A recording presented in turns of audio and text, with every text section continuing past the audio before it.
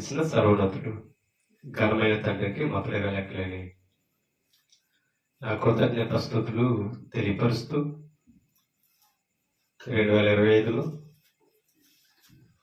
రెండో మంగళవారాన్ని తండ్రి దేవుడు మనకు అనుగ్రహించి ఉన్నారు. మరి పండగ వాతావరణంలో ఈ ఆనందాల్లో కూడా దేవుని సన్నిధికి వచ్చి ఆయన మాటలని ఆయన కనపరుచుకునే అవకాశాన్ని మనకిచ్చాడు. ఆనందం అంటే లోకంలోనే ఏర్పరచుకున్నాం తప్ప కానీ దేవుల్లో ఆనందం బహు కొదువుగా ఏర్పరచుకుంటున్నాం. అయినప్పటికీ కూడా మరి దేవుని సన్నిధిని ఆశ్రయించడం నరునికి ధన్యత. ఆ భాగ్యం సద్వినియోగం చేసుకున్న వారు ఇప్పుడు కూడా దేవుని దృష్టిలో వర్ధిల్లే అవకాశం ఉంది. భక్తుడంటే దేవుని పనిని గుర్తించేవాడు. మనందరం తెల్లారలేసి మన పనులు మనం ఎలాగైతే బాధ్యతగా చేసుకుంటున్నామో భక్తులుగా దేవునికి చెందవలసిన మహిమ ఇవ్వాల్సింది మనమే. మన దేవుని సన్నిధికి రాకపోయినా ఆయన స్తుతించకపోయినా మరి స్తుతించే విషయంలో మన బాధ్యతలు మనం వెనుకబడి ఉంటున్నాం. అది మనం గుర్తించుకోవాలి. మరి ఆయా ప్రాంతాల్లో ఉండి దేవుని యొక్క వాక్యాన్ని ఎంతో శ్రద్ధగా వింటూ మా కొరకు పరిచర్య కొరకు ప్రార్థిస్తూ ప్రోత్సహిస్తున్నా మీ అందరికీ తాటిపరుకుల సంఘం నుంచి హృదయపూర్వక వందనాలు తెలియపరుస్తూ ప్రార్థన చేసుకుని దేవుని యొక్క వాక్యంలోనికి మనం వెళ్తాం. ప్రార్థన. సర్వోన్నతుడు సర్వశక్తిమంతుడు పరలోకమందు వాసినుడు అయిన మా కన్న తండ్రి, మీ పరిశుద్ధమైన అతి శ్రేష్టమైన ఘనమైన నామమునకు లెక్కలేని స్తోత్రాలు స్తుతులు తెలియజేస్తాం. గడిచిన కాలమంతా మీ కృపలో మమ్మల్ని భద్రపరిచి సజీవులుగా ఉంచి మరొక రెండవ మంగళవారంలో ఈ సంవత్సరం మరలా మీ సన్నిధికి వచ్చి ఈ పాద సన్నిధిలో మీ వాక్యాన్ని నేర్చుకుని మిమ్మల్ని స్తుతించుకునే గొప్ప ధన్యకరమైన జీవితాలు మాకు ఇచ్చినందుకు స్తోత్రం. మీ సన్నిధికి వచ్చిన వారము కాబట్టి గొప్పవారు మనకు కాదిగి మీ కృప చేత మీ కనికరమ చేత తండ్రి మీ కను దృష్టిలో ఇంకా మమ్మల్ని బ్రతుకుంచి మీ కుమారుడైన యేసుక్రీస్తు స్వరక్తమిచ్చి సంపాదించిన సంఘంలో మేము పొందిన బాప్తిస్మము ద్వారా ఆయన నామమును అంగీకరించడాన్ని బట్టి మీ కుమారులుగా కుమార్తెలుగా మమ్మల్ని అంగీకరించి మరలా మీ సన్నిధిలో మీ వాక్యాన్ని అవకాశాన్ని అటువంటి సద్హృదయాన్ని మాకు ఇచ్చినందుకు స్తోత్రం. కూడి వచ్చిన స్థానిక సంఘాన్ని జ్ఞాపకం చేసుకోండి. ఇంకా రావలసిన బిడ్డలు ఉన్నారు తండ్రి. సమయాన్ని పరిస్థితుల్ని గుర్తించి మీ పనిని మరి తండ్రి మీ వాక్యాన్ని దృష్టించి మీ సన్నిధికి రాగలిగిన హృదయాలు ప్రతి ఒక్కరికి ప్రసాదించమని మీ వాక్యాన్ని చెప్పుచుండగా మీ పరిశుద్ధాత్మ సహాయము సహకారాన్ని మాకు అందించమని కలిపి చెరిపేవారిలా మేము ఉండకుండా మనుషులు సంతోషపెట్టేవారిగా కాకుండా అది తండ్రి మీ వాక్యమును బట్టి మేము సంతోషిస్తాం. మేము తండ్రి మీ ఎదుట పరిశుద్ధత పవిత్రత కలిగి ఉండడాన్ని బట్టి అది తండ్రి మీకు సంతోషాన్ని ఇచ్చే జీవితాలు భక్తి మాకు దయచేయమని మీ వాక్యాన్ని వినుచున్న వారికి వినుబుద్ధి విని చెవులను గ్రహించే హృదయాలు ప్రసాదించమని వీరిని వాక్యాన్ని సరంగా మేము నడవడానికి బ్రతకడానికి తగిన ఉద్దేశాలు వారు మనసును మాకు దయచేయమని లైవ్ ద్వారా యంత్రం ద్వారా వింటున్న ప్రతి ఒక్కరిని జ్ఞాపకం చేసుకొని మీ వాక్యములతో బలపరిచి విశ్వాసం ముందు స్థిరపరచమని దుష్టుల ఆలోచనలకు ప్రలోభాలకు దూరం వచ్చమని యేసుక్రీస్తు పరిశుద్ధ నామమును బట్టి ఈ ప్రార్థన సమర్పించి వేడుకుంటున్నాం మా తండ్రి. ఆమేన్. విలువైన దేవుని సంగతులు పరిశుద్ధ గ్రంథం నుండి మనం నేర్చుకుందాం. దేవుని వాక్యాన్ని వినే గొప్ప ధన్యత దేవుడు ఈరోజు మనకిచ్చాడు. సద్వినియోగం చేసుకుంటూ దేవుని మాటలకి మనం లోపడతాం.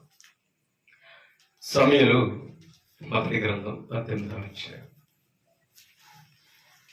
మొదటి సమయలు గ్రంథం 18వ అధ్యాయంలో ఈ మాటలు దావీదు గారు తెలియపరుస్తున్నారు. 15వ వచనాన్ని మనం చదువు. 18వ అధ్యాయం 5వ వచనం. మొదటి సమయలు గ్రంథం 18వ అధ్యాయం 5వ వచనం. దావీదు సౌలు తనను పంపిన చోట్లకెళ్ళను అంటే రాజు మాట వింటున్నాడు. ఎక్కడికి పంపుతున్నాడో అక్కడికి వెళుతూ సుబుద్ధి కలిగి ఎలాగట వెళ్ళడానికి కారణం ఏంటి? ఆయనకున్న బుద్ధి మంచిది కాబట్టి రాజుని మాటని గౌరవించి వెళ్తున్నాడట. సుబుద్ధి కలిగి పని చేసుకుని వచ్చాడు. ఎవరు అంటే రాజు మాట వింటున్నాడు, అప్పగించిన పనిని సంపూర్ణంగా చేసుకుని వస్తున్నాడు. అంటే కారణం ఏంటి? అతనుకున్న సుబుద్ధి. పని చేసుకుని వచ్చిన కనుక సౌలు యోధులందరి మీద అతనిని నియమించాడట. ఇంకా గొప్ప బాధ్యతను ఎవరికి ఇచ్చాడు? అంటే ఆ బాధ్యతకి వెదగడానికి కారణం ఏది? బుద్ధి. ఆయనకున్న మంచి బుద్ధి ఇంకా నమ్మకత్వాన్ని రాజు దగ్గర ఇచ్చింది. యోధులు, యుద్ధంలో బలవంతులు, యోధులైన వారిని, యుద్ధంలో ఆరితేరిన వారి మీద ఏం చేశాడట? ఆయన నియమించాడట. ఎవరిని? దావీదుని. అంటే ఈ యోధులు గొప్పవారు, యుద్ధ సన్నద్ధులు కూడా ఎవరి మాట వినాలి ఇప్పుడు? కారణం ఏంటి? రాజు నిలబెట్టాడు కాబట్టి. ఇప్పుడు రాజు నిలబెట్టడానికి, ఆ యోధులందరూ ఇతని చేతి కింద ఉండడానికి కారణం ఏది? బుద్ధి. ఎప్పుడు కూడానండి దేవుని దగ్గర కూడా మనం వాక్యాన్ని విను బుద్ధి కలిగి ఉండాలి. ఎప్పుడు కూడా గొప్ప స్థానమే దేవుడు మనకి ఇస్తాడు. యెహెజ్కేలు గ్రంథం, యెహెజ్కేలు గ్రంథం ఒక మాట 36వ అధ్యాయంలోనికి మనం వెళ్తాం. యెహెజ్కేలు గ్రంథం 36వ అధ్యాయం చూడండి.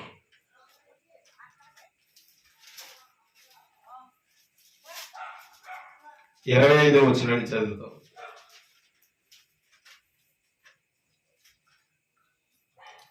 మీ అపవిత్రత. యెహెజ్కేలు గ్రంథం 36వ అధ్యాయము 25వ వచనం. మీ అపవిత్రత యావత్తు పోవునట్లు. ఎవరికి ఉందా ఈ అపవిత్రత? ఇశ్రాయేలు ప్రజలకు అపవిత్రత ఉన్నదట. దేవుని బిడ్డలకి పోవునట్లు నేను మీ మీద శుద్ధ జలము చల్లుదును. అంటే ఇప్పుడు ఇశ్రాయేలు అపవిత్రత పోవాలంటే ఏం చేయాలట? శుద్ధ జలము చల్లుదును. అంటే పరిశుద్ధ స్థలములో ఈ శుద్ధ జలం చల్లే అవకాశం ఉంది. ఎందుకంటే యాజకుడు బలిచ్చేటప్పుడు ఆ బలి పశువును కూడా ఏం చేశాడు? ఆ జలముతో కడిగేవాడు.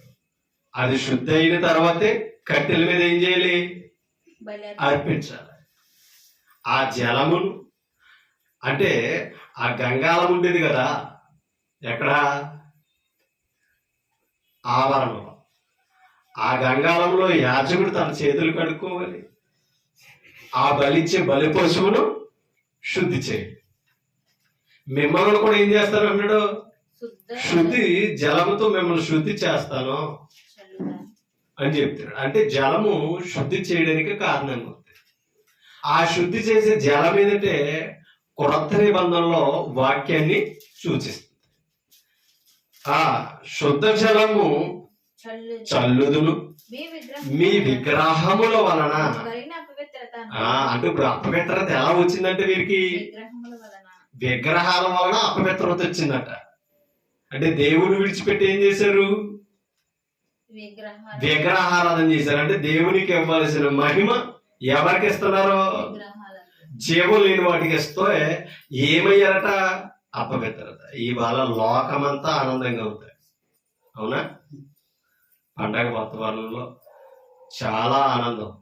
వాళ్ళ ప్రపంచాన్ని చూస్తుంటే ఎటు వెళ్ళినా ఖాళీ లేని పరిస్థితి. అంత ఆనందాలు, ఊగిసలాట్లు. ఈ ఆనందంలో ఎవరేం చేస్తున్నారో కూడా గుర్తించే పరిస్థితి లేదు. ఇవాళ మహిమను మనుషుడు దేవునికి ఇవ్వాల్సిన మహిమను విగ్రహాలకి ఇస్తారు. ఇవాళ ఆనందాల పేరు చెప్పి, సంతోషాల పేరు చెప్పి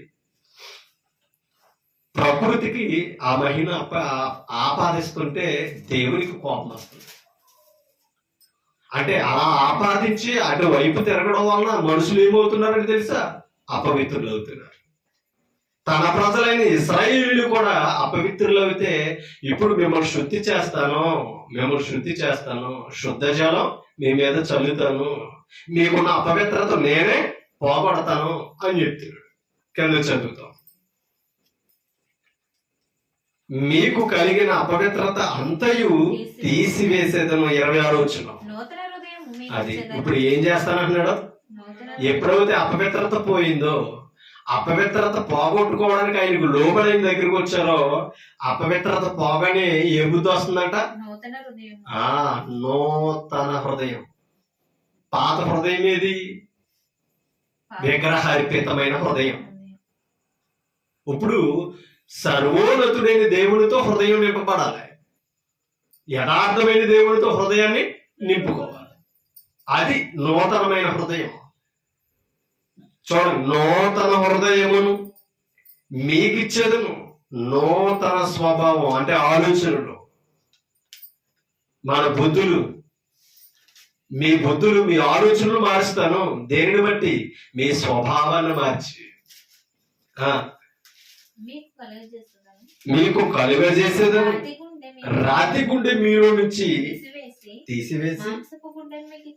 ఇప్పుడు ఇంతకే దేవుని వదిలేయడానికి కారణం ఏది తెలుసా? ఆ గుండె, రాతి గుండె వారిలో ఉంది కాబట్టి దైవాన్ని విసర్జించినంతగా ఏం చేశారట? దేవుని వదిలేశారు. కారణం ఏంటంటే దేవుని మీద తిరుగుబాటు చేసిన హృదయాలతో వారు ఉన్నారట. అందుకనే ఏమన్నారంటే యెషయా గ్రంథంలోనికి మనం వెళ్తాం. యెషయా గ్రంథం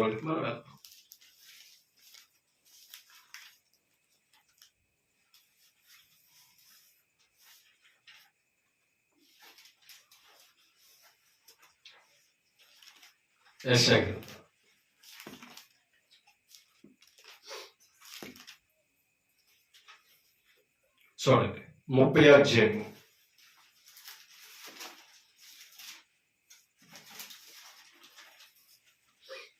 30వ అధ్యాయం చూడండి, 12వ వచనాన్ని చదువుతాం. అందుచేతను ఇశ్రాయేలు యొక్క పరిశుద్ధ దేవుడు. అంటే ఇప్పుడు దేవుడు ఎవరు? పరిశుద్ధ దేవుడు. అంటే ఇప్పుడు ఈయన వైపు తిరిగితేనే ఇశ్రాయేలులో ఏమొస్తుంది? పరిశుద్ధత. ఈయన వదిలేయారు కాబట్టి ఏమొచ్చింది? అపవిత్రత పరిశుద్ధుడైన దేవుణ్ణి వదిలేసుకుంటేనే వస్తుందండి. ఇప్పుడు మీరు నా వైపు తిరిగితే మరలా మిమ్మల్ని ఏం చేస్తానంటున్నాడు? మిమ్మల్ని, మీ హృదయాన్ని ఏం చేస్తాను? పరిశుద్ధపరుస్తాను, మీకున్న అపవిత్రత పోగొడతాను అని చెప్తాడు. ఇశ్రాయేలు యొక్క పరిశుద్ధ దేవుడు ఇలాగూ సెలవిచ్చుచున్నాడు. ఏమొద్దంటున్నారట? అసలు దైవాన్ని గురించిన మాటలో మా వద్దంటున్నారట. వద్దని త్రోసేసి వదిలేసుకున్నారు కాబట్టి ఏమయ్యారు ఇశ్రాయేలు తెలుసా? అపవిత్రులయ్యారు. చూడండి, ఈ వాక్యము వద్దని త్రోసివేసి బలాత్కారమును కృత్రిమమును ఏం చేశారట? బలాత్కారాన్ని. ఆలోచించండి, అంటే దేవుని ప్రజల మీదే కుట్ర పన్నే వారిని ఏర్పరచుకున్నారట, కృత్రిమమును నమ్ముకున్నారట, బలాత్కారాన్ని, అవసరమైన అన్యాయస్తులనే నాయకులుగా పెట్టుకున్నారు తప్పకని, అటువైపే నడుస్తున్నారు తప్పకని జీవితాలని, ఆలోచనలను మార్చి పరిశుద్ధపరిచి ధర్మములను నడిపించే దేవుడు ఆయన గురించిన మాటలు మాకు వద్దని వీరు ఏం చేస్తున్నారట? పరిశుద్ధ దేవుని వదిలేశారు. త్రోసివేసి కృత్రిమమును నమ్ముకొని అట్టి వాటిని ఆధారము చేసుకుంటే గనుక, చూడండి, ఈ దోషము మీకు ఎత్తైన గోడ వలె. చూడండి, ఈ దోషం ఎలా ఉన్నదంటే వీరి మీద ఎత్తైన గోడ నుండి జోగి పడుచున్న గోడ అండవలే అగును. అంటే ఎప్పుడు పడిపోద్దో తెలియదు. అలా అల్పమైన జీవితాలతో దైవం ముందున్నారట. ఎవరో? ఇశ్రాయేలు. కారణం ఏంటి? దేవుని మాటలు మాకు వద్దు, దేవుని మాటలు మా ఎదుట ఎత్తొద్దు. ఇంకా ఇంకా ఆ 11 వచనంలో మాట అంటారు చూడండి. 11 వచనంలో అడ్డము రాకుండుడి. ఏమంటున్నారట? అడ్డము రాకుండుడి.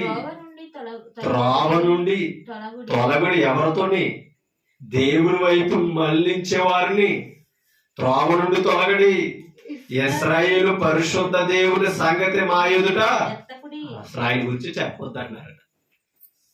అందుకనే ఇందాక ఇశ్రాయేలు నుండి ఏం తీసేస్తానన్నాడు హెజ్కేలు ప్రవక్త ద్వారా? రాతి గుండెను. ఎలా? దేవుని గురించి మాకేం చెప్పక్కర్లేదు. ఇవాళ దేవుని వైపు తిరగండి, దేవుని మాటలు వినంటే వీళ్ళు నీ పని చూసుకుంటున్నారు. దేవుని గురించి మాకేమి చెప్పక అంతా మాకు తెలుసని ఇవాళ మూర్ఖత్వంగా మాట్లాడేవారు చాలా మంది ఉన్నారు. కారణం ఏంటంటే దేవుడు కృప కలిగిన వాడు గనక ఎన్నిసార్లు అయినా దేవుడి వైపు తిరిగితే దేవుడు ఇశ్రాయేలుని అంగీకరించాడు. కారణం ఏంటంటే ఆయనకున్న మనసు ఏంటంటే ఎప్పుడు కృప ఆయనలో కలిగి ఉంటుంది. ఆ కృపతో తన ప్రజల్ని ఇంకా బ్రతికిస్తూ ఆయన వస్తున్నారు. కానీ ఇశ్రాయేలీయులు ఏం చేస్తున్నారంటే దేవుని యొక్క సహనాన్ని త్రోసేసుకుంటూ వస్తున్నారు. ఆయన క్రియలను, ఆయన కార్యక్రమాలను ఆలోచించకుండా ఇశ్రాయేలీయులు ఆయన త్రోసుకుంటూనే వస్తున్నారు. అందుకనే మీలో నుంచి ఆ రాతి గుండెను తీసేస్తాను అని చెప్తున్నాడు. కానీ దావీదు ఎలా ఉన్నాడు దేవుని ఎదుట? సుబుద్ధి కలిగి, మంచి బుద్ధి కలిగి ఉన్నాడు. కాబట్టి చంపేయాలనుకున్న రాజు చేతే గొప్ప స్థితి ఇచ్చాడు. ఆ యోధుల మీద అంత నమ్మకాన్ని పెట్టాడు. కాబట్టి చూడండి ఏ ఘనత పొందాడు. సమూయేలు మొదటి గ్రంథం 18 వచ్చినప్పుడు చదువుతాం. దావీదు ఫిలిస్తీయుని హతము చేశాడు. గొలియాతుని చంపేశాడట. తిరిగి వచ్చినప్పుడు యెరూషలేము స్త్రీలు అన్నారట, ఇశ్రాయేలు యొక్క స్త్రీలు, ఇశ్రాయేలు ఊళ్ళన్నిటి నుండి తంబూరలతోను సంభ్రముతోను చూడండి ఎలా వస్తున్నారట. తంబూరలతోను సంభ్రముతోను వాయిద్యములతోను పాడుచు నాట్యమాడుచు రాజైన సౌలును ఎదుర్కొనుటకే ఎదుగుప్పుడు ఎవరి కోసం వస్తున్నారల్లో? అంత ఆర్భాటం దేని కొరకు? రాజు కొరకు. రాజును ఎదుర్కొని వచ్చి వారు ఏమన్నారో 7 వచ్చును. ఆ స్త్రీలు గాన ప్రతి గానములు చేయొచ్చు వాయిస్తున్నారట రాజు ఎదుట. రాజు యొద్దకు వస్తాం. సౌలు వేల కొలది, దావీదు 10,000 కొలది శత్రువులు హతము చేసిన నెరువు. ఇది సౌలుకి, రాజుకి నచ్చలే. ఎతికి అంత హెచ్చింపించింది ఎవరు? రాజే. అంత యోధుల మీద నిలబెట్టింది ఎవరు? రాజే. గాని ఆయనకంటే గొప్పవాడిగా రాజ్యం గుర్తిస్తే ఏం చేసింది? ఏం చేశాడు ఆయన? విషపు చూపు నిలిపాడు. ఎవరి మీద? దావీదు. గాని ఎంతమంది ఎన్ని కుట్రలు చేసినా దేవుని ఎడల సుబుద్ధి కలిగి ఉంటే ఆ వ్యక్తిని దూరం చేయాలనే ఆలోచన ఎవరికే నెరవేరు. ఒక వ్యక్తిని దేవుడు నిలబెడితే ఆ వ్యక్తిని దేవునికి దూరం చేయడం ఎవరి వల్ల? కారణం ఏంటంటే దేవుని ఆనుకొని ఉన్నాడు దావీదు. అందుకు కాబట్టి సింహాసనం మీద కూర్చున్నాడు. రాజ్యాన్ని, అధికారాన్ని తీసిచ్చాడు. మనుషుల చేత విసర్జింపబడిన వాడు దావీదు. ఆఖరికి అన్నలో తండ్రే పనికిరాడని అనుకున్నారు. కానీ ఎక్కడున్నాడో? ఎందుకున్నాడో? ఆయనకున్న మంచి బుద్ధి. 2 సమూయేలు 7 అధ్యాయము, 2 సమూయేలు గ్రంథం 7 అధ్యాయం 10 వచనం, 7 అధ్యాయం 10 వచనం. మరియు ఇశ్రాయేలులను 2 సమూయేలు గ్రంథం 7:10 మరియు ఇశ్రాయేలులను చూడండి. మరియు ఇశ్రాయేలులను ఇశ్రాయేలీయులను జనులు ఇకను చూడండి. కదిలింపబడకుండా మరియు ఇశ్రాయేలీయులను నా జనులు ఇంకను కదిలింపబడకుండా తమ తమ స్వాచ్ఛమందు నివసించున్నట్లు దాని యందు వారిని నాటి, ఎవరిని? ఇశ్రాయేలుని కానానులో నాటి.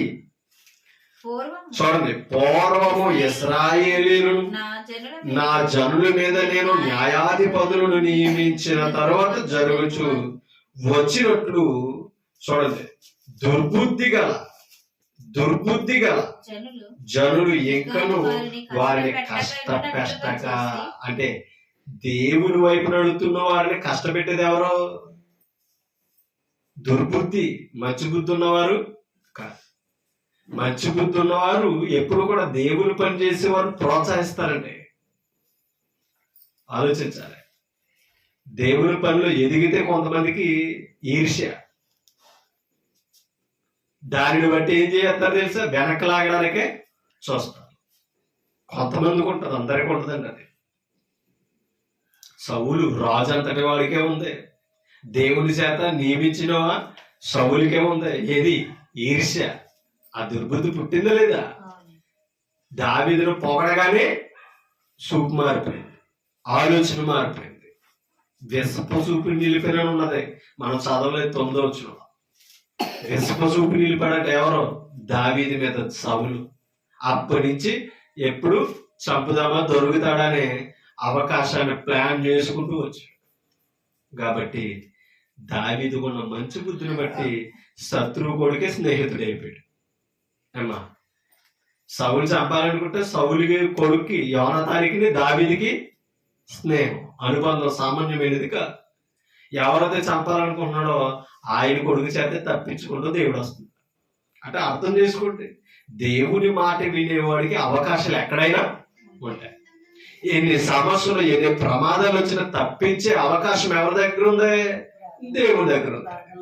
ఆ భాగ్యము దేవుడు ఇవ్వాలంటే కంపల్సరీ మనం దేవుని మీద ఆనుకో, దేవుని ఎదుట సరైన హృదయాలతో మనం ఉండాలి. అందుకనే ఇక్కడ చెప్తున్నాడు చూడండి. దుర్బుద్ధి గల జనులు ఇంకను వారిని కష్టపెట్టగా ఇడునట్లు చేసి, ఎవరో? దుర్బుద్ధి గల జనుల నుంచి ఎవరిని తప్పిస్తానన్నాడు? తన ప్రజలైన ఇశ్రాయేలుని తప్పిస్తానన్నాడు. న్యాయాధిపతులని, న్యాయం తీర్చేవారిని దేవుడిస్తే ఆ న్యాయాధిపతులు కొంతమంది ఎలా ఉన్నారట? దుర్బుద్ధి కలిగి ఉన్నారు. దుర్బుద్ధి ఉన్నవాడు ఏం చేస్తాడు? అనిస్తాడా? ఎదుగుదలని ఇస్తాడా? అలా అనిచే వారి చేతుల నుంచి కూడా లేవనెత్తాడంటే ఎవరో? సృష్టికర్త అయిన దేవుడు. మీరు ఆలోచించండి. మనుషుల చేత మనం ఎప్పుడైతే తగ్గించబడతామో దేవుని చేత హెచ్చించబడే అవకాశం ఉంది. కాబట్టి మనల్ని మనం తగ్గించుకుంటే హెచ్చించగలిగిన స్థితి దేవుని దగ్గర ఉంది. మనమే దేవుని దగ్గర హెచ్చించుకుంటూ నాకంటే గొప్పవారు లేరు, నాకంటే గొప్ప పనిచేసేవారు లేరని మనం అతిశయించుకుంటూ ఉంటే దేవుని వలన దేవుని దృష్టిలో తగ్గిపోయే స్థితికి, ఏన స్థితికి మనం వెళ్ళిపోతాం. సౌలులాగా. సామెతల గ్రంథం 3వ అధ్యాయం. సామెతల గ్రంథం 3వ అధ్యాయం.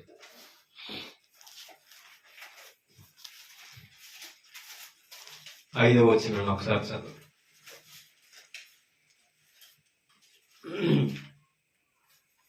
స్వబుద్ధిని ఆధారము చేసుకొని చూడన్న మాటలు. నీ స్వబుద్ధిని ఆధారము చేసుకొని అంటే అర్థం ఏంటి? మన సొంత బుద్ధి కాదు, దైవ బుద్ధి ఉండాలి.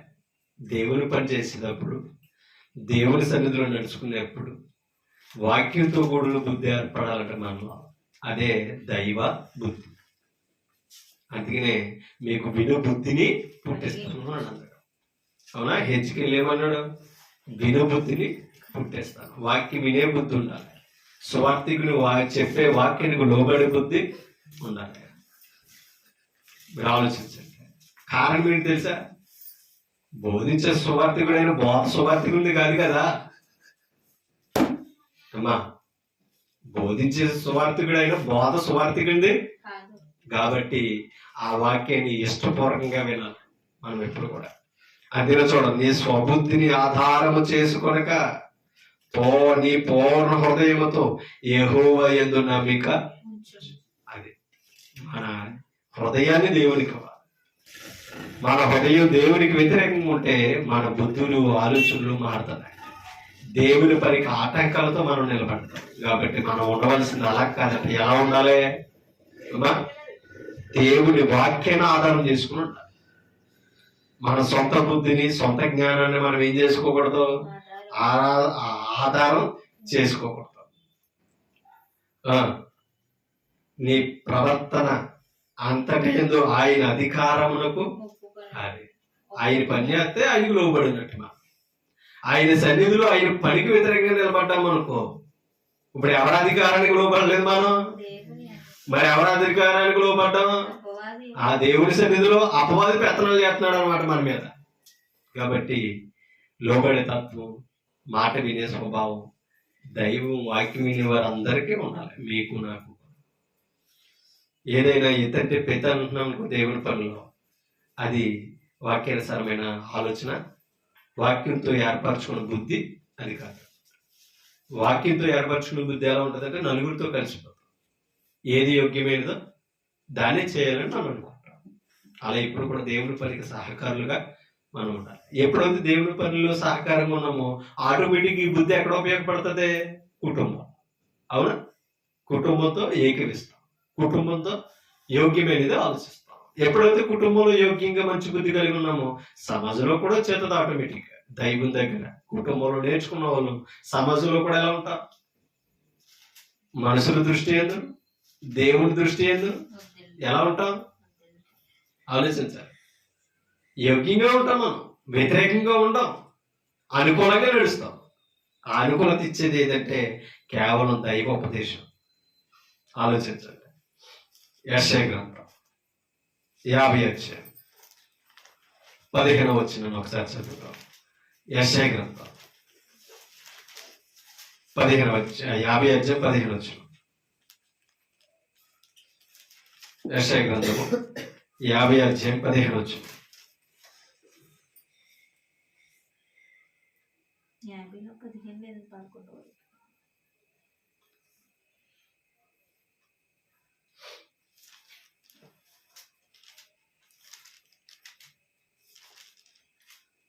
అరవై అధ్యాయం 15 వచనం చదువుతాం.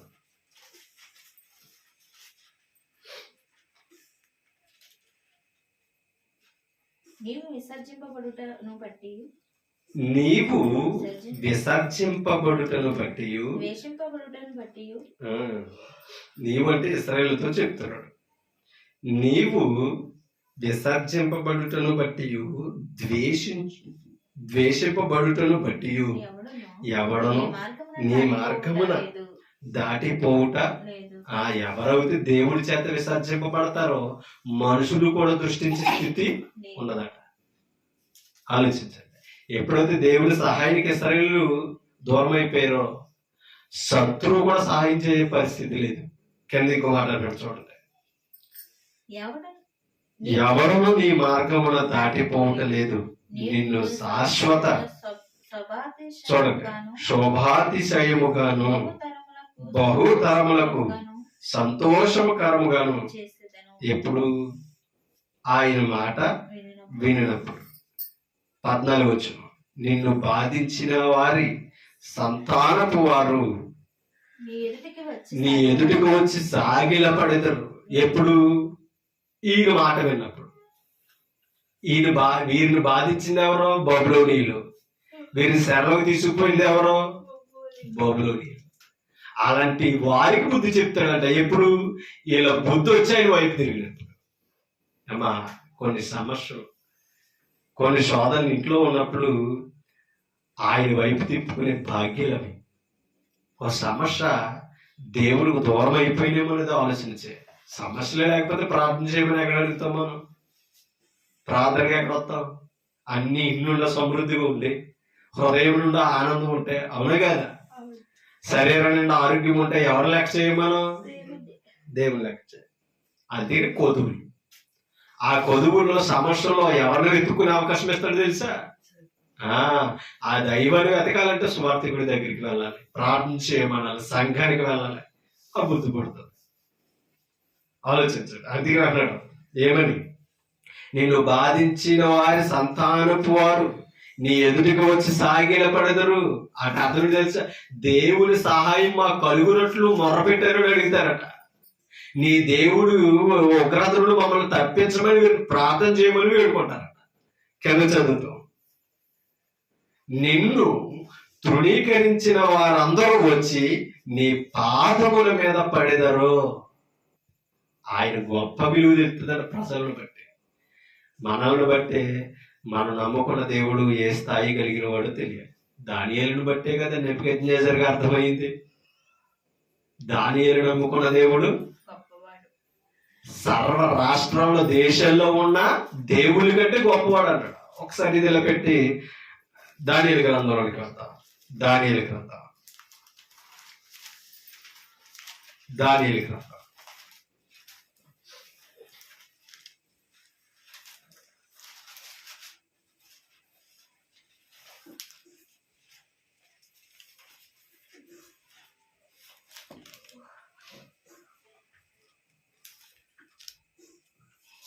తీసారు.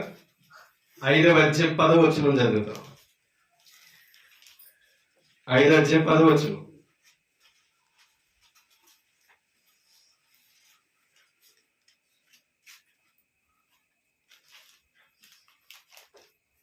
దానియేలు గ్రంథం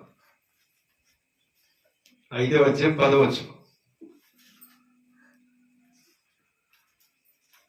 రాజులకును అతని అధిపతులకును జరిగిన సంగతి రాణి తెలుసుకొని విందు గృహమునకు వచ్చి ఇట్లనెను, రాజు చిరకాలము జీవించునుగాక. నీ తలంపులు నిన్ను కలవరపరచనీయకము, నీ మనసు నిబ్బరముగా ఉండనిమ్ము. నీ రాజ్యములో ఒక మనుషుడున్నాడో, అతడు పరిశుద్ధ దేవతల ఆత్మల గలవాడు. ఎవరో ఆయనకు వచ్చిన కళతో కంగారు పడుతున్నాడట, కలవర పడుతున్నాడట. ఎవరో రాజు. ఆ రాజుతో ఎవరొచ్చి చెప్తున్నారట? అమ్మా దోత. ఇక తన భార్య రాణియలు చెప్తుంది, నువ్వు కలవరపడొద్దు. ఎవరితో చెప్తుంది? రాజు బెల్షాజరుతో చెప్తుందట. ఏమని? నీ హృదయమును కలవరపడనీయకము, నీ మనసును నిబ్బరముగా ఉండనిమ్ము. నీ రాజ్యంలో ఒక మనుషుడు ఉన్నాడు. దానియేలు గురించి చెప్తున్నాడు చూడండి. అతడు పరిశుద్ధ దేవతలాత్మలు గలవాడు. అంత అర్థం ఏంటి? జరగబోయేది కూడా చెప్పగలిగిన దేవుణ్ణి కలిగి ఉన్నవాడు. ఎవరు? దానియేలు. నీ తండ్రి కాలంలో, అంటే నెబుకద్నెజరు కాలంలో, నీ తండ్రి కాలంలో అతడు దైవ జ్ఞానము వంటి జ్ఞానము, బుద్ధియు. ఎంత అద్భుతమైన మాటలండి. రాణి వచ్చి చెప్తుంది, నీ తండ్రి కాలంలో ఎలాంటి వాడంట ఆ మనుషుడు. చూడండి, దైవ జ్ఞానము వంటి జ్ఞానమును, బుద్ధియు, తెలివియు గలవాడేయుండుట నీ తండ్రి కనుగొనెను గనుక, నీ తండ్రి అయిన రాజుకు నెబుకద్నెజరు శకునగాండ్రును, గారిడి విద్య గలవారిని, కల్దీయులను, జ్యోతిష్యులను పై అధిపతిగా అతను నియమించాడట. ఏ స్థానం వచ్చింది దానియేలుకి? శకునగాండ్రులు అందరి మీద, అవునా, గారిడి విద్య కలిగిన వారిని, రాజు దగ్గర ఉన్న వారు అందరి మీద అధిపతిగా నియమించాడంటే ఎవరిని? దేనిని బట్టి? దైవం అంటే భయం కాబట్టి.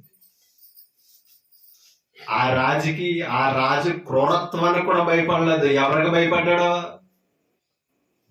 దేవునికి. నమస్కరిస్తే దేవుని నేను ధిక్కరిస్తానేమో, తృణీకరిస్తానేమో అని నమస్కరించడానికి కూడా ఒప్పుకోలేదు. మళ్ళా నువ్వు నమస్కరిస్తే ఏమైపోతావు అన్నాడు. ఏమా, నమస్కరిస్తే ఏం చేయనట్టు? దేవుని విసర్జించి విగ్రహాన్ని పూజించినట్టే. ఇప్పుడు విగ్రహాన్ని పూజించినది కదా ఇశ్రాయేలుకి ఏ స్థితి వస్తుంది మనం ఆలోచించాలి. అది నా మాట అన్నాడు.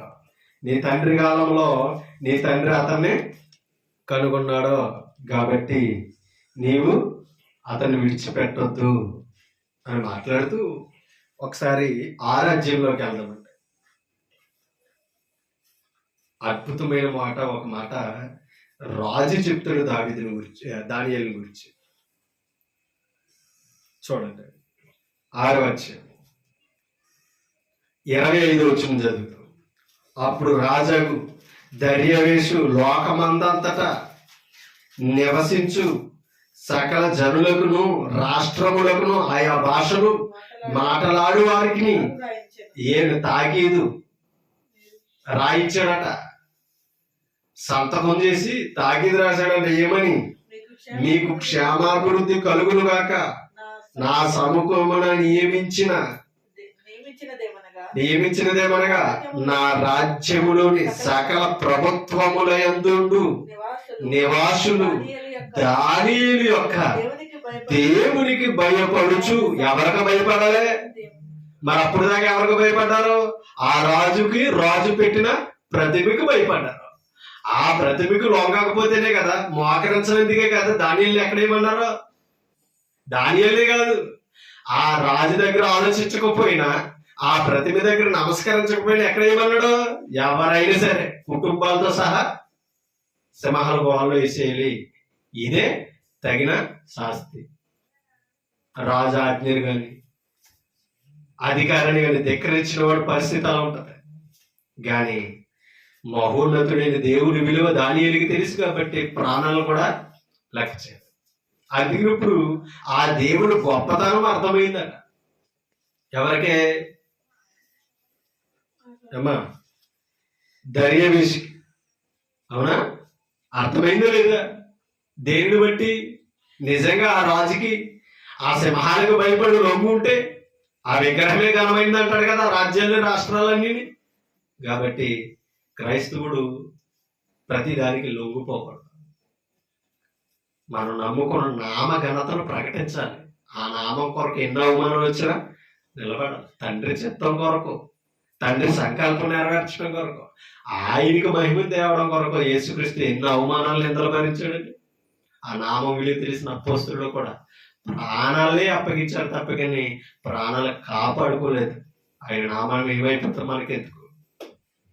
మనం బ్రతుకుంటాం క్షేమమని అనుకోలేదు. ఆ నామం కొరకు అవమానాలు నిందలు భరించుటలో సంతోషమని వెళ్ళారు. సభల నుంచి ఎవరు? అపోస్తలుడు. మరి ఇవాళ ప్రభు సన్నిధిలో ఉండి భక్తి చేస్తూ వాక్యం వింటున్నాం. మనం సమాజంలో ఎవరన్నా ఏలెత్తి చూపించి దేవుని మీద కోపించి మానేస్తాం, దేవుని వదిలేస్తాం. మన భక్తి అంత బలంగా ఉంది. వాళ్ళ ప్రాణాలు వదిలేదు, ప్రభుని వదిలేదు. అలా విశ్వాస వీరులు జాబితాలో చేర్చబడిన పాత నిబంధన విశ్వాస వీరులు ఎందరో ఉన్నారు. కాబట్టి ఎన్ని సమస్యలు వచ్చినా దేవుణ్ణి మనం త్రోసేయకూడదు. దేవుని మహిమను మన ఆలోచనలతో తగ్గించేయకూడదు. అందుకనే ఆ రాజు అంటున్నాడట, ఏమని? నా రాజ్యములోని సకల ప్రభుత్వంలో యందు నివాసులందరూ దానియేలు యొక్క దేవునికి భయపడుచు ఆయన సముఖమున. ఎవరి సముఖమున? యెహోవా సముఖమున. ఏం చేయాలట? ఆ యెహోవా పేరెత్తితే దడదలాడిపోవాలట. మరి అప్పుడు దాకా దర్యావేషు పేరు చెప్తే రాష్ట్రాలు వణికిని, జిల్లాలు వణికిని, రాజులు ప్రభుత్వాలే గడగల్లాడిపోయి. అటువంటి క్రూరుడండి. బబులోని లాంటి సామాన్యులేమి కాదు, చరిత్రకి ఎక్కినవారు. కానీ అటువంటి రాజునే భయపెట్టాడు ఎవరో? దానియేలు. దేని చూపించి? కత్తి చూపించా? యుద్ధం చేశా? యథార్థత, దైవ బుద్ధి కలిగి దేవుని గొప్పతనాన్ని నిరూపించాడు దానియేలు. కింద ఇంకో మాట అన్నాడు చూడండి, ఆయన సముఖమున వణుకుచుండవలెను. ఆయనే ఎవరో? దానియేలు. దానియేలు మొక్కుని దేవుడు, దానియేలు నమ్ముతున్న దేవుడు, దానియేలుని సింహపు గృహంలో నుంచి తప్పించాడే ఆయనే జీవము గల దేవుడు. మరి నేనెట్టుకున్న దేవుడు అమ్మా. ఆ ప్రతిభకి నమస్కరించకపోతే సింహాల గుహలో వేస్తానన్నాడు కదా. ఆ దర్యావేషు ఏమన్నాడు? ఆయన నమ్ముకున్న దేవుడు, ఆయనను తప్పించిన దేవుడే జీవము గల దేవుడు. నేను పెట్టుకున్నవాడు ఎవరని నిరూపించేశాడు? విగ్రహం, ప్రాణం లేదు. నేను పెట్టుకున్నది దైవం కాదని నిరూపించాడు. చూడండి, ఆయనే జీవము గల దేవుడు, ఆయనే యుగ యుగములుండువాడు. ఇంకెవరో ఉండరండి. యుగ యుగాలు ఉండేది ఎవరట? యెహోవా దేవుడు. యుగ యుగాలు ఇప్పుడు మనల్ని కాపాడి నడిపించేది ఎవరట? యేసుక్రీస్తు. అమ్మా, ఆ కాలంలో మన పితరుల కాలంలో యెహోవా నామం ఘనమైంది. ఇప్పుడు మనకు యేసుక్రీస్తు నామం ఘనమైనది. ఎందుకంటే ఆ అధికారాన్ని ఎవరిచ్చాడు? తండ్రి కుమారునికి ఇచ్చాడు. కాబట్టి యేసుక్రీస్తు నామాన్ని ఒప్పుకొని విశ్వసించాలి. ఆ నామం కొరకే మనం అవమానాలు పడిన, ఘనత పొందిన ఆ నామానికే చెల్లాలి. ఆ నామాన్ని కాదని మనం ఏది సాధించలేం, జీవాన్ని కూడా సాధించాలి. కాబట్టి అక్కడ మాట్లాడినట్టు చూడండి, యుగ యుగములుండు వాడు, ఆయన రాజ్యము ఎవరి రాజ్యం? ఆ యెహోవా దేవుని రాజ్యం ఎప్పటికీ లయంగా. మా రాజ్యాలైనా లయిపోయిపోతాయి, ఆయన రాజ్యం ఎప్పటికీ లయమయ్యేది కాదు. యుగ యుగాలు ఉండే దేవుడికి యుగ యుగాలు ఉన్న రాజ్యమే ఉంది. యుగ యుగాలు ఉండే రాజ్యానికి యుగ యుగాలు ఉండే అధికారమే ఉంది. ఆ అధికారం కలిగిన, శాసనం కలిగిన ఆ చట్టం ఏదంటే బైబిల్ గ్రంథం. ఆ చట్టం ఏదంటే బైబిల్ గ్రంథం. దాన్ని రూపుమాపుదామంటే ఎవరి వల్ల కాదు. దైవ గ్రంథాన్ని మరుగు చేద్దామంటే ఎవరి వల్ల కాదు. ఎందుకంటే యుగ యుగాలు ఉండేది. ఒకవేళ గ్రంథాన్ని కాదు చేయొచ్చు, గ్రంథాన్ని మరుగు చేసేయచ్చు.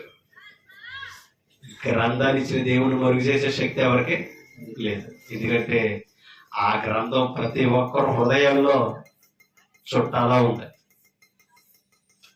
అందుకనే ఈ పత్రికలు, ఈ వాక్యాలు ఎక్కడ రాసుకోవాలని చెప్పాడు, ఎక్కడ ఉండాలని చెప్పాడు? హృదయాలు. దీన్ని చెప్పే అవకాశం, కాల్చే అవకాశం ఎవరికే లేదు. కాబట్టి అవి జరగాలంటే మన స్థిర హృదయం ప్రభు వాక్యం మీద ఉండాలి. అది నేను చెప్తున్నాను. దేనిని బట్టి జరుగుతుందంటే మీ బుద్ధి ఆయన వైపు తిరిగితే, మీ హృదయాన్ని ఆయనకి ఇవ్వగలిగితే సాధ్యమవుతుందన్న. దానియేలు అంత ఘనంగా ఎత్తుకున్నాడంటే, రాజ్యాన్ని ఎలా మార్చగలిగాడంటే దైవ భయం, దైవ భక్తి. యేసుక్రీస్తు ప్రపంచాలను ఎలా మార్చాడు అనుకుంటున్నారు? ప్రేమ అనే ఆయుధంతో. ఆయన సాధనం అదే. ఎంతటి ప్రేమ అంటే ఎంత ఘోర పాపినైనా క్షమించగలిగిన ప్రేమ ఆయన ఆయుధం. ఎంత శత్రువునైనా, ఎంత కొట్టునునైనా సరే ప్రేమగా పలకరించే ఆయుధం ఆయనకున్న ఆయుధం. తిట్టినోడి మీద కక్ష పెట్టుకోవడం, తిరగబట్టడం, ఇది ప్రభు మనసు. ఆయన కొట్టినోళ్ళని క్షమించమని తండ్రిని వేడుకున్న మనసు అది.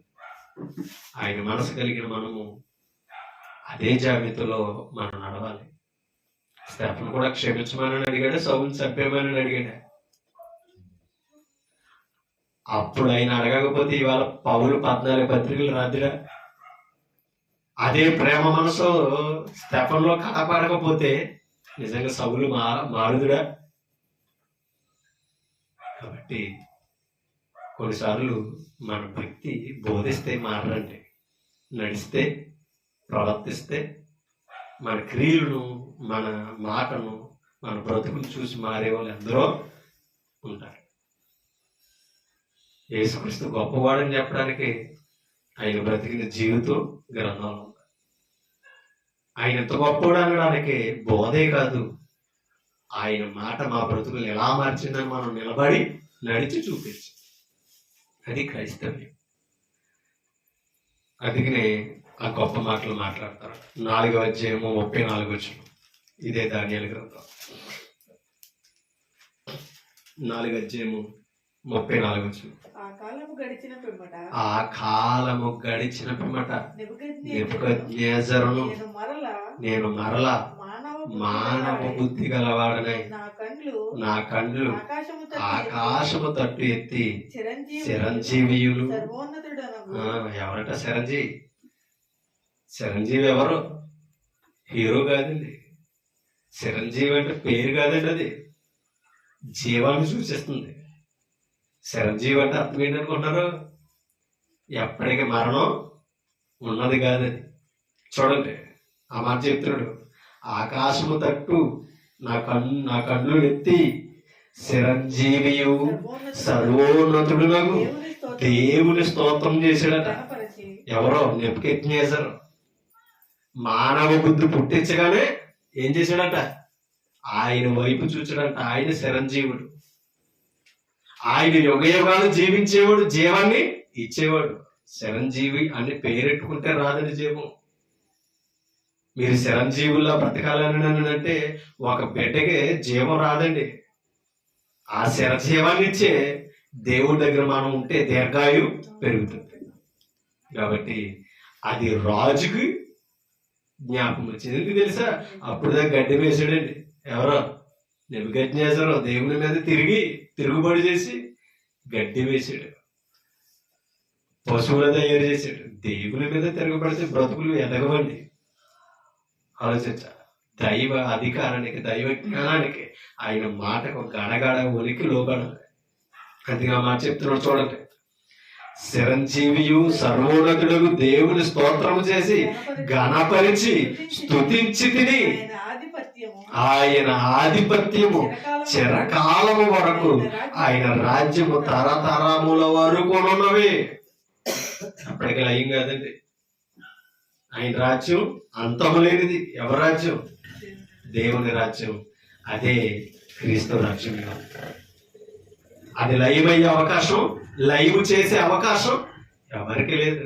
దాన్ని లైవ్ చేసే అపవాది కూడా టెస్ట్ వేసి కూర్చున్నాడు. అపవిత్రపరిచే అవకాశము ఆ అపవాది కూడా. ఇశ్రాయేలును అపవిత్రపరిచాడు. ఎలాగా? విగ్రహాల వైపు నడిపించి. ఇవాళ క్రైస్తవులను అపవిత్రపరుతున్నాడు. ఎలాగా?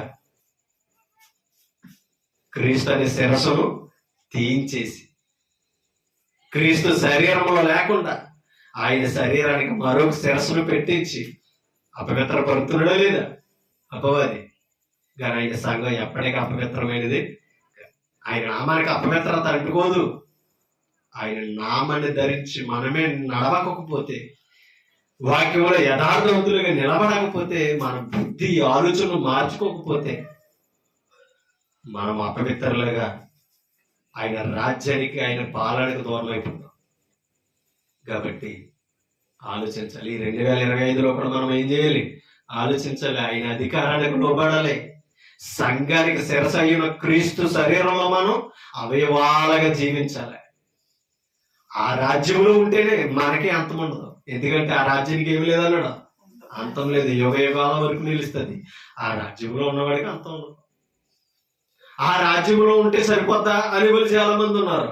కానీ ఆ రాజ్యానికి ఒక చట్టం, అధికారం ఉన్నదన్నాడు. దాని ప్రకారంగానే నడవాలి. అలా నడిచిన వారికి మరణాన్ని జయించే హక్కు, అధికారం కలుగుతుంది. ఎన్నో గొప్ప విషయాలు దైవ గ్రంథంలో మనకి కనబడుతున్నాయి. ఆ మాటలన్నీ మనం చదివి ఆలోచించాలి. ఆయన అధికారానికి మనం లోపడాలి. ముగింపులోనికి వెళ్తున్నాను. ఒక మాట మనం చదువుతాం.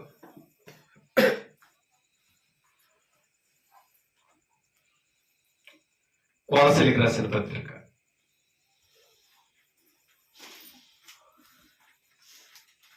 చూడండి, 1వ అధ్యాయం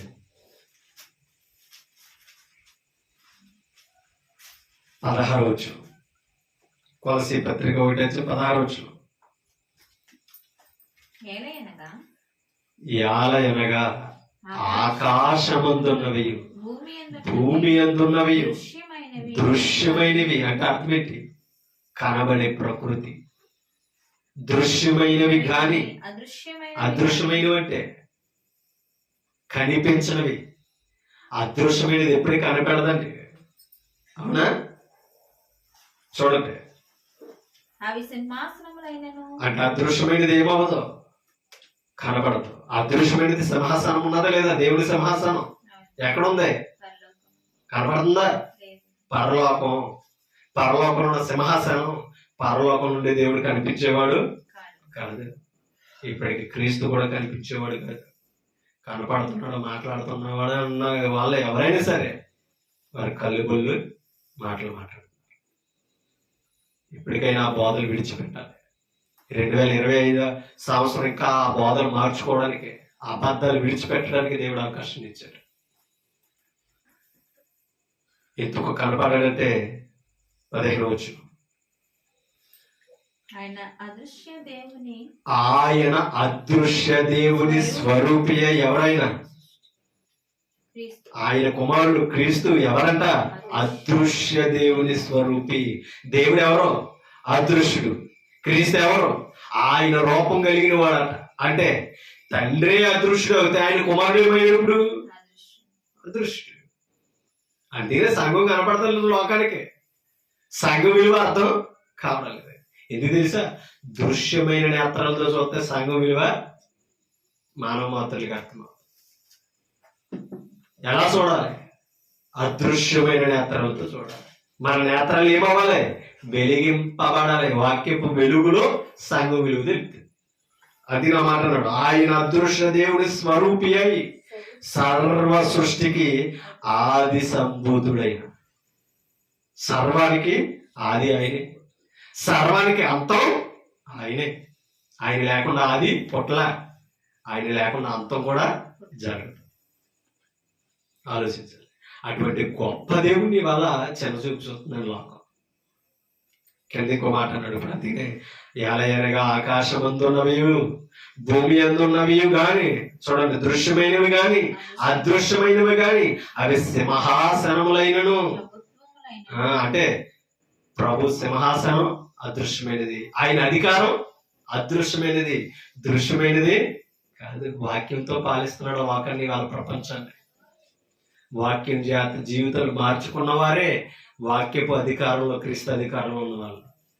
వాక్యాన్ని, సంఘాన్ని విడిచిపెట్టి తిరుగుతున్న వారు ఎవరైనా సరే సాతాను అధికారంలో బ్రతుకుతున్నాం. మనం అందరం చీకటి లోకంలో జీవిస్తున్నాం. మన బ్రతుకు అంధకారంగా ఉంది. 2025 సంవత్సరంలో వెలిగింపబడాలి. అపవాది అధికారంలో నుంచి దేవుని అధికారం వైపు మనం తిరగాలి. చూడండి, ప్రభుత్వములైనను ప్రధానులైనను అధికారములైనను సర్వమును ఆయన యందు సృజించబడిన. ఎవరి యందు? దేవుడే. ఒకటి ఏవేవంట? అధికారములు, సింహాసనములు, ప్రభుత్వములు, ప్రధానులు. అవునా కదా? సర్వం. ఇంకా ఏమో మనం కలుపుకున్నా సరే అవి ఎవరి ద్వారా సృజించబడ్డాయి? క్రీస్తు ద్వారా. 2 రకాలుగా సృజించబడ్డాయి అవి. ఎలాగా? దృశ్యమైనవిగా, అదృశ్యమైన అదృశ్యమైనవిగా. ఈ దృశ్యమైన ప్రపంచాన్ని ఆయనే సృజించాడు. సృష్టికర్త యేసుక్రీస్తు. ఆయనకు లోబడిన సృష్టి ఏది లేదు. గాలి, సముద్రమే ఆయనకు లోబడ్డది. ఆయన మాట చేత ప్రపంచం నడుస్తుంది ఇవాళ, నరుడు తప్ప. ఇవాళ పరలోకంలో కూడా ఆయన అధికారమే చెల్లుతుంది. ఆయనని బట్టి తీర్పు. ఆయన అవకాశం ఇస్తేనే పరలోకానికే ప్రవేశం, లేకపోతే పరలోకం చూసే అవకాశం కూడా లేదు, చూచే అవకాశం లేదు. అవునే కదా? ఒక ఆత్మ మూలంగా, నీటి మూలంగా జన్మిస్తేనే గాని దేవుని రాజ్యమును చూడలేడు, చూసే హక్కు లేదు. కాబట్టి ఆ ఘనమైన నామాన్ని భూమి మీద ఒప్పుకోవాలి.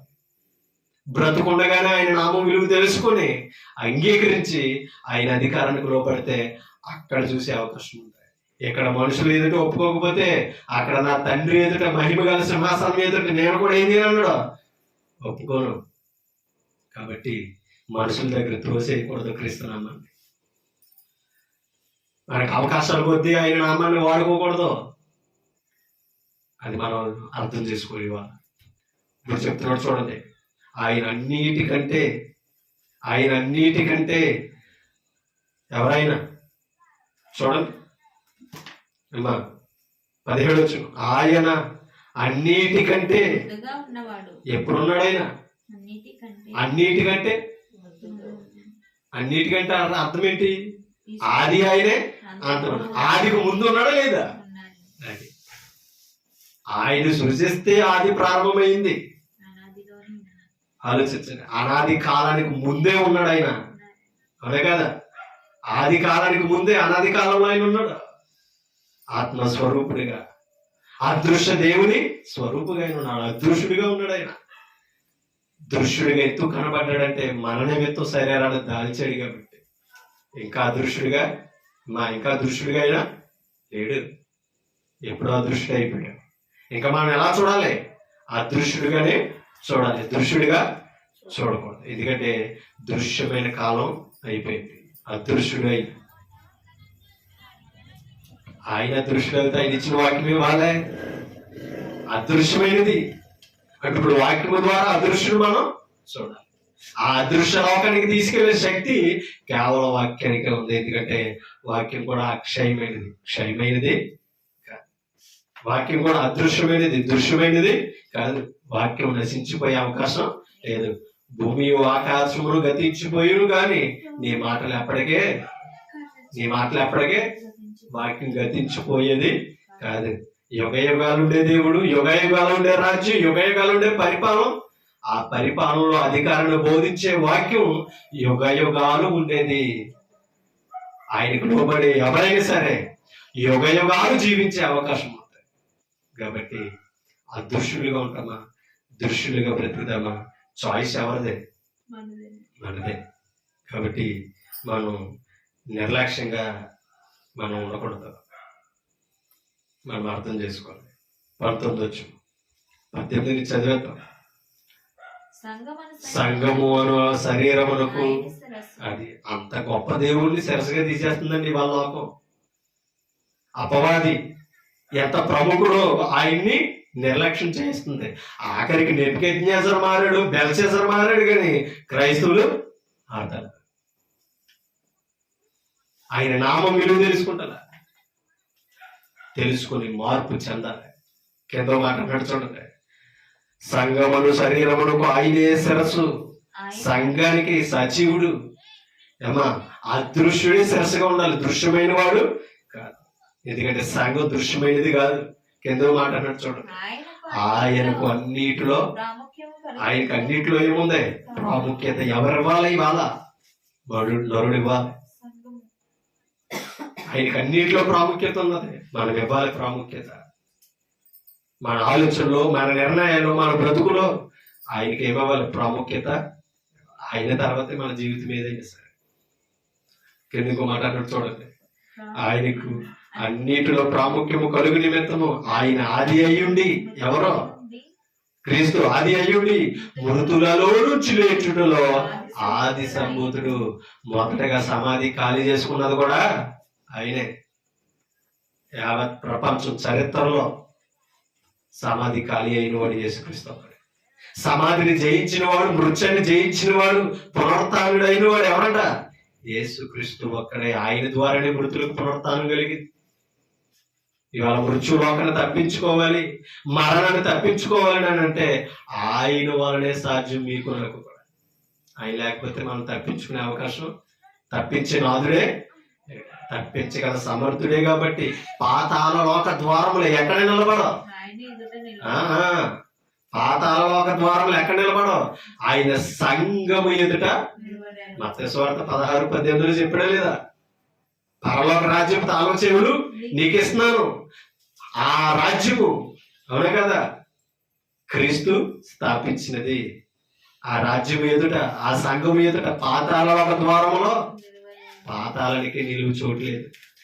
ఇంకా పాతాళానికి అధిపతి అయిన అపవాదికి ఎక్కడున్నది చోటు? కాబట్టి ఆ సంఘములో ఉంటే పాతాళపు అంచులు తప్పించుకునే అవకాశం ఉంది, లేదా సాతాను బందీల సంఖ్య లేకుండా. కాబట్టి సంఘం అని అంటే వేళాకోళమైనది కాదు. ఓన్లీ ఏదైనా ఒకటే అని మనం సరిపెట్టుకున్నట్టుగా వాక్యం తీసుకునేది కాదు. వాక్యం తీర్స్తూ వస్తే మా మాట ఉంటుంది. అందుకనే అక్కడ ఆ మాట అన్నాడు, మృతులలో నుంచి లేచుటకు ఆది సంబూతుడైన ఆయన యందు సర్వ సంపూర్ణత నివసింపవలెననియు ఆయన శిలువ రక్తము చేత సంధి చేసి ఆయన ద్వారా సమస్తమును అవి భూలోకమందున్నవైనను పరలోకమందున్నవైనను వాటన్నిటిని ఆయన ద్వారా తనతో సమాధాన పరచుకొనవలెనని తండ్రి అభిష్టమైంది. తండ్రి ఇష్టం. ఈ భూలోకములైన పరలోకములైనా ఆయనతో సమాధాన పడాలంటే తండ్రితో ఎవరి వలన సాధ్యం? కుమారుడి ద్వారా సమాధాన పరుచుకోవాలని తండ్రి అభిష్టం. దాన్ని మార్చే హక్కు ఎవరికి? ఆఖరికి పరిశుద్ధాత్ముడు కూడా క్రీస్తుకు లోబడుతున్నాడా లేదా? ఇవాళ మన ఆత్మకు చంచు గరువుగా ఉండి మన ఆత్మలకు రక్షకుడు, సర్వశక్తిలోనికి నడిపించడానికి మార్గదర్శి అయిన పరిశుద్ధాత్ముడు కూడా ఎవరి అధికారంలో ఉన్నాడు? క్రీస్తు అధికారంలో ఉన్నాడు. మీరే నేనే క్రీస్తు అధికారాన్ని దాటి వెళ్ళిపోతున్నాం. క్రీస్తు అధికారంలో పరిశుద్ధాత్ముడు ఎలా ఉన్నాడంటే సంఘంలో నివసిస్తున్నాడే కనుక ఆయన అధికారంలో ఉన్నాడు. ఆయన అధికారానికి లోబడే ప్రతి ఆత్మని సర్వసత్యములో బలపరుస్తున్నాడు. పరలోకానికి చేరే వరకు భద్రంగా కాపాడుతున్నాడు. కాబట్టి వాళ్ళ సంఘం అంటే సామాన్యమైనది కాదు. తనతో సమాధాన పరుచుకున్నాడట. 21 మరియు గత కాలమందు దేవునికి దూరస్తులను ఎవరు? మనం దేవునికి దూరస్తులు. అక్కడ కొలసే సంఘాన్ని కూడా అప్పుడు వారికి చెప్తున్నాడు, చదువుతున్న మనం తీసుకోలేనాడు. గత కాలం మంది ఎలా ఉన్నామంట? దేవునికి దూరస్తులను. ఎలా అయ్యామంట? మీ దుష్ప్రవర్తన వలన, మన నడవడిక సరిగ్గా లేక, మన హృదయ ఆలోచనలు సరిగ్గా లేక మనం ఏమయ్యామంట? మన ప్రవర్తనతో దేవునికి దూరం అయిపోయాం. చూడండి, మీ మనస్సులో విరోధభావము గలవారినే ఉండిన మిమ్మును కూడా ఆలోచించాలి. మన మనసు దేవునికి ఎలా ఉందంట? విరోధ భావంగా ఉండిన మనల్ని ఏం చేయడంట? తన సన్నిధిని పరిశుద్ధులుగాను, నిర్దోషులుగాను, నిరాపరాధులుగాను మనల్ని నిలబెట్టుకోవాలనుకున్నాడంట తండ్రి. నిలబెట్టుకొనవలెనని ఆయన మాంసాయుక్తమైన దేహమందు మరణము వలన ఇప్పుడు మిమ్మును సమాధాన పరిచెను. ఎవరో? క్రీస్తు. ఎవరితో? తండ్రితో.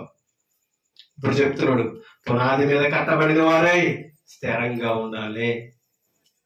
మన విశ్వాసం స్థిరంగా ఉండాలి. ఎక్కడ పడితే అక్కడ కట్టేస్తే మా అల్పమే. ఏ కష్టం వచ్చినా నిలబడే సాయిష్ ఉండదు.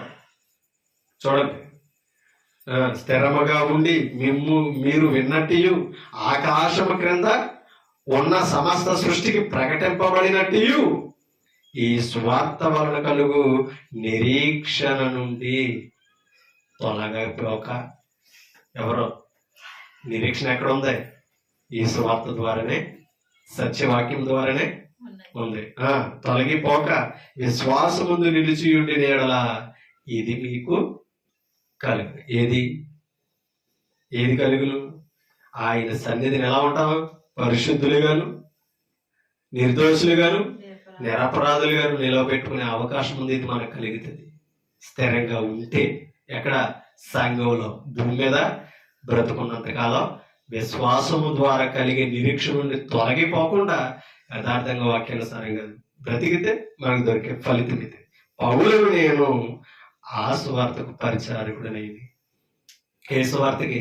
క్రీస్తు సంఘ సువార్తకి ఆయన పరిచారకుడయ్యాడు. కాబట్టి ఆయన రాజ్యంలో నిరంతరం మనం సజీవులుగా ఉండాలి.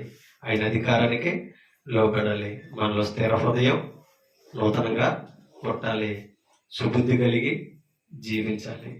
అలా ఈ 2025 సంవత్సరంలో మన విశ్వాసంలో, భక్తుల్లో లోపల మార్చుకొని వాక్యానుసారంగా జీవించాలని, ఆల్రెడీ మారి వాక్యానుసారంగా బ్రతుకుతున్నట్లయితే ఇంకా కొనసాగుతూ మరణం వరకు స్థిరంగా నమ్మకంగా ఉండాలని నన్ను నేను హెచ్చరించుకుంటాను. మిమ్మల్ని హెచ్చరిస్తాం. ఓపిక మీ అందరికీ హృదయపూర్వకంగా థ్యాంక్ యూ.